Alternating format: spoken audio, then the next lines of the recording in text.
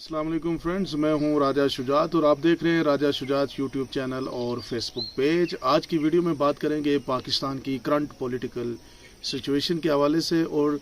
ये स्टडी करने की कोशिश करते हैं कि खान साहब की ये जो लड़ाई है, ये लड़ाई आगे कहाँ पे पहुँचेगी, पाकिस्तान का मुस्तकबिल कैसा होगा और पाकिस्तान की आवाम जो है उसका क्या रोल है। सबसे पहली बात तो आपने देख लिया कि पाकिस्तान की जो करंट पॉलिटिकल सिचुएशन है, इसमें सियासी सूरत हाल इतनी इंपॉर्टेंट नहीं है जितनी जो अस्करी जो हमारे इदारे हैं, एस्टेब्लिशमेंट जो है, एस्टेब्लिशमेंट और इमरान खान के दरमियान जो कन्फ्रंटेशन बन गई है और उस कन्फ्रंटेशन को बढ़ाया जा रहा है, उसका नुकसान डेफिनेटली खान साहब को हो रहा है। क्योंकि खान साहब को अभी पॉलिटिकल मुकाबला नहीं करना पड़ रहा, बल्कि एक ऐसी फोर्स के साथ उनका मुकाबला पड़ गया है जो पाकिस्तान की सबसे ताकतवर फोर्स है और पाकिस्तान के जो इस मुल्क की आप यूँ कह सकते हैं कि एक स्टैंडिंग में उनका सबसे बड़ा किरदार है। और वो एक साइड पे पार्टी बन चुके हैं और दूसरी साइड पे खान साहब हैं। खान साहब और उनके दरमियान जो पार्टी का जो एक मैच पड़ चुका है, इस मैच की वजह से खान साहब की जो पॉलिटिकल सिचुएशन है वो बहुत ही कंप्रोमाइज़ होती चली जा रही है। क्योंकि प्रेशर जो है वो पॉलिटिकल फोर्सेस नहीं डाल सकती इमरान खान के ऊपर। ये बात तो अब बिल्कुल रोज़े रोशन की तरह क्लियर है कि पाकिस्तान के अंदर इस वक्त सबसे फेमस तरीन अगर कोई पॉलिटिकल लीडर है और पाकिस्तान की आवाम जिसके साथ इकट्ठी है वो इमरान खान साहब है। लेकिन इमरान खान साहब को एक बड़ी ज़बरदस्त तरीके के साथ उनको क्योंकि उनका जो उनके मुखालफिन हैं वो अपने मकासद के उसूल के लिए हर वो चाल चलने के लिए तैयार हैं जिसमें ना कोई अखलाकियात होगी, ना कोई उसमें करैक्टर होगा, ना कोई उसमें कानून होगा। वो सिर्फ़ और सिर्फ इमरान खान को गिराना चाहते हैं और इमरान खान को गिराने के लिए उन्होंने जो दूसरी जो हमारी एस्टेब्लिशमेंट और हमारी ये जो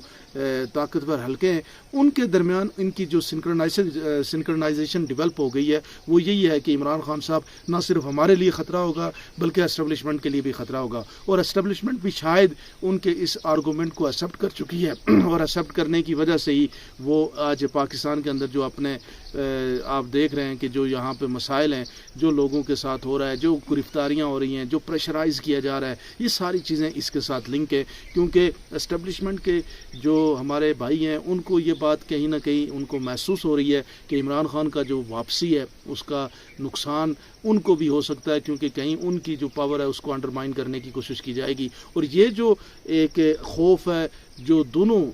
पाकिस्तान की पीडीएम की जमातों के अंदर और हमारी एस्टेब्लिशमेंट के अंदर, इसकी वजह से खान साहब के लिए मसाइल बढ़ते चले जा रहे हैं और उनकी पॉलिटिकल पार्टी को सरप्रेस किया जा रहा है, जिस सप्रेशन की आप कोई इखलाकी कानूनी जवाज़ नहीं क्रिएट कर सकते।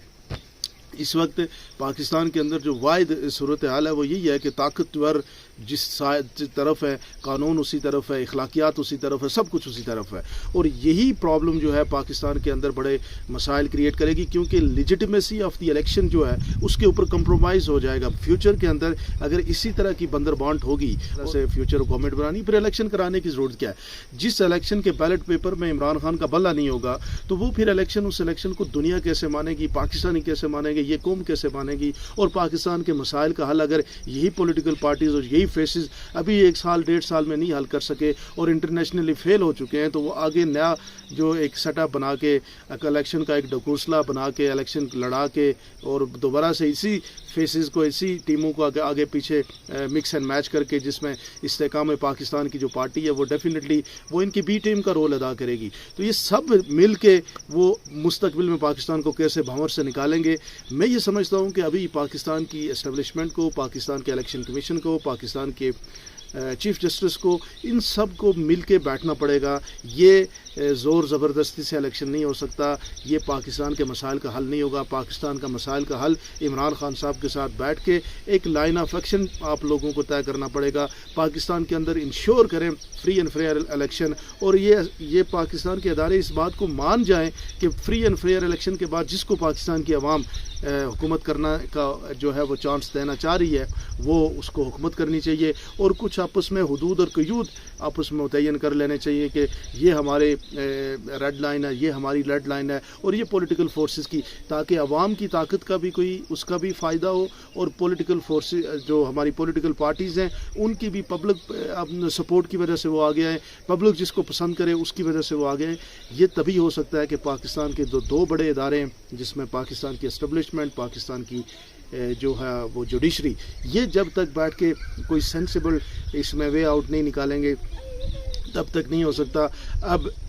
تب تک یہی ہوگا کہ سپریشن ہوگی. 9 مئی کے واقعات کو بنیاد ڈال کے پی ٹی آئی کو صفحہ ہستی سے مٹانے کی کوشش کی جائے گی، لیکن دیکھتے ہیں کہ اس میں پاکستان کی عوام آگے فیوچر میں کیسے بیہیو کرتی ہے، پاکستان کے لوگ کیسے بیہیو کرتے ہیں. کیا وہ یہ سب کچھ آرام سے برداشت کریں گے، دیکھتے رہیں گے، یا پھر اس کے حوالے سے کوئی جو ہے اپنی ریزنمنٹ کا اظہار کریں گے. ان کو وہ جو لیڈرشپ سے محبت کے جو اصول